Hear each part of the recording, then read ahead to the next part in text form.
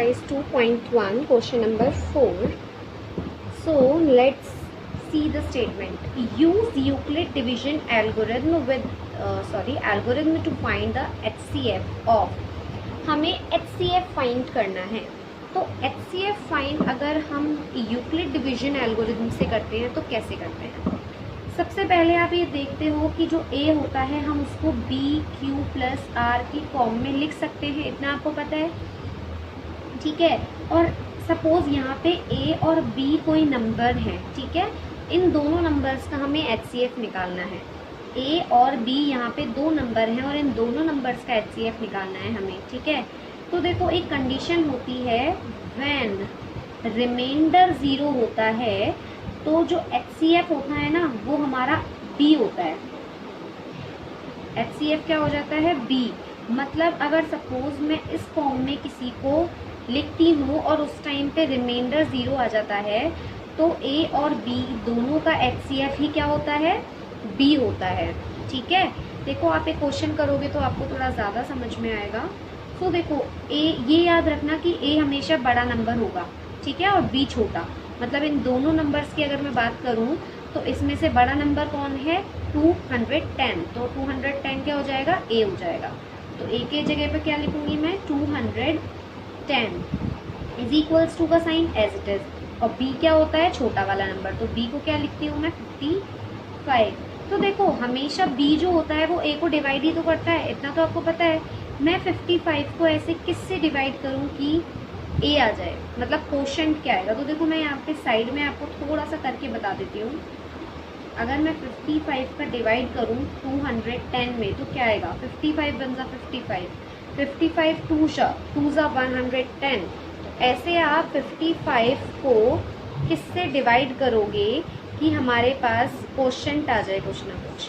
तो देखो 55 को अगर मैं 3 से डिवाइड करूँगी तो मेरे पास क्या आएगा, 3 5 जा 15, 1 कैरी 165 आएगा. कितना आएगा, 165. मतलब 55 से अगर मैं 210 को डिवाइड करूँगी तो क्वोशंट तो आएगा 3 और रिमाइंडर बचेगा 45, ठीक है. इसका मतलब क्या होता है कि अगर मैं A में B 55 का डिवाइड करती हूँ तो क्वोशंट क्या आता है, 3 एंड प्लस रिमाइंडर कितना है यहाँ पर, 45. ऐसे हमें इसको लिखना है. इतना क्लियर हो गया.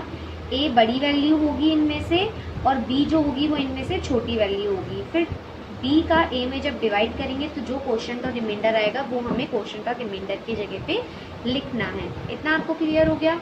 अब देखो, अब हमें ये हो गई. अब हमें लेना है ये वाले दोनों नंबर, रिमाइंडर और B.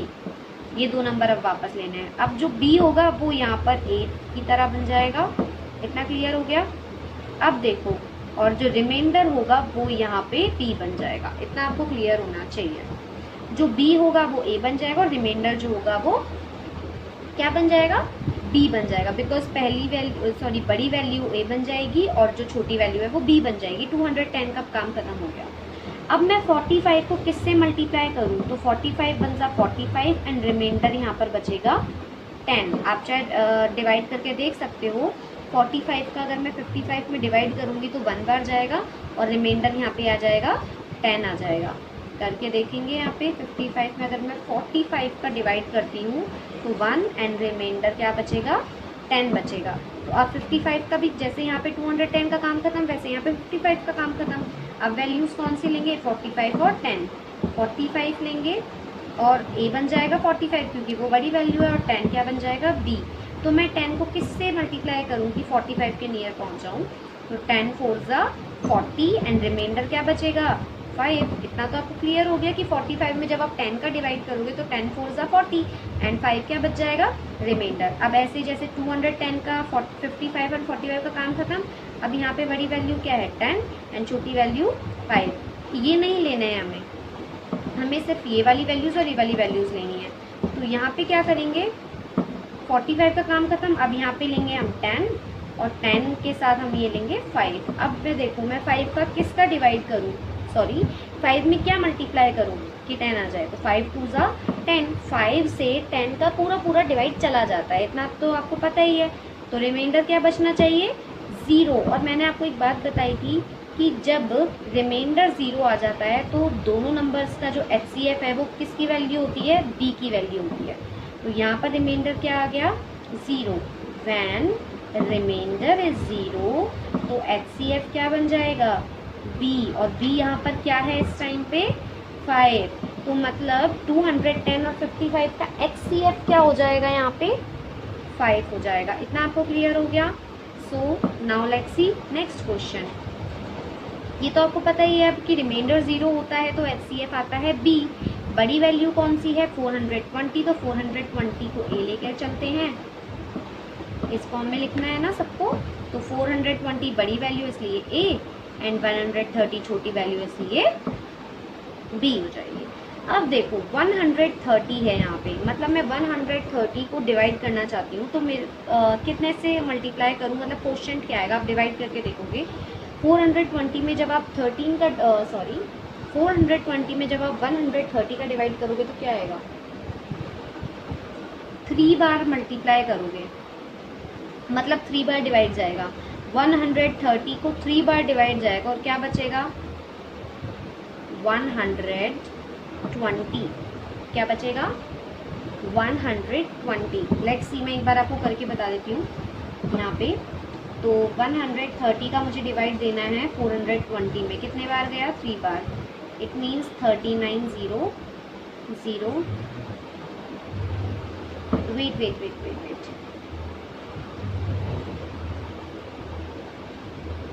सॉरी 30 बचेगा, रियली सॉरी, 30 रिमाइंडर यहाँ पे बचेगा। इतना क्लियर हो गया आपको। अब देखो यहाँ पर 420 का तो काम खत्म हो गया, ठीक है। तो 420 को नहीं लेंगे, आप किसको लेंगे, 130, ठीक है। 130 के साथ किसको लेंगे, 30 को। अब मैं 30 से डिवाइड करूँगी 130 को, तो लेट्स चेक करके देख लेते हैं। अगर मैं 30 से डिवाइड करूँ तो कितना आएगा, 30 4 ज़ा 120 और रिमाइंडर बचेगा 10। तो मैं किससे मल्टीप्लाई करूँगी, 4 से। 30 4 ज़ा 120 और रिमाइंडर क्या बचेगा यहाँ पे, 10 बचेगा। इतना क्लियर हो गया। अब मैं कौन सी वैल्यूज़ दूँगी, 30 और B कौन सी हो जाएगी, 10। अब मैं 10 का डिवाइड करूँगी 30 में तो कितनी बार जाएगा, 3 बार, मतलब 10 3 ज़ा 30 और रिमाइंडर यहाँ पे क्या बचना चाहिए, 0। और आपको पता है जब रिमाइंडर 0 बच जाता है तो जो B की वैल्यू होती है वो क्या होती है, HCF हो जाती है। तो हमारे पास रिमाइंडर 0 बच गया, तो जो अभी यहाँ पे B की वैल्यू है वही हमारे पास क्या है, रिमाइंडर है। इसका मतलब कि 420 और 130 का रिमाइंडर क्या हो गया, 10 हो गया। इतना क्लियर हो गया आपको। अब हम देखते हैं थर्ड क्वेश्चन। 75 एंड 243, इतना आपको पता है।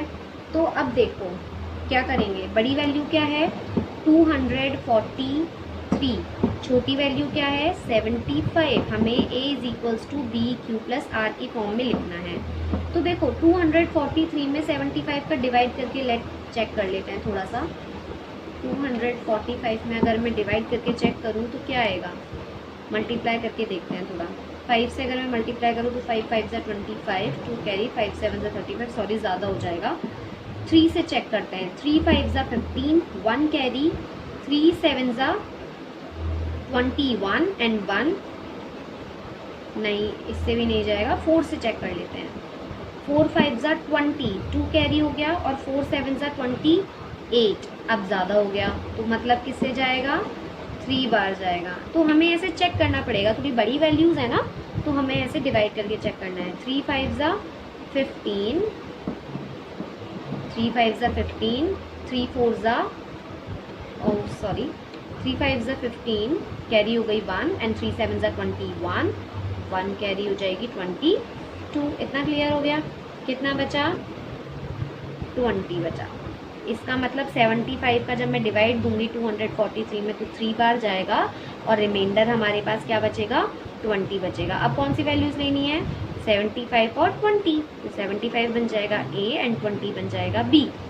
20 से जब हम डिवाइड करेंगे तो कितनी बार जाएगा, 3 बार ही जाएगा। 23 ज़ा 60 एंड रिमाइंडर क्या बचेगा, 15 सॉरी प्लस आएगा यहाँ पे, रिमाइंडर क्या बचेगा 15। 20 का जब 75 में डिवाइड किया तो 23 ज़ा 60 में तो डिवाइड चला गया और 15 रिमाइंडर बच गया।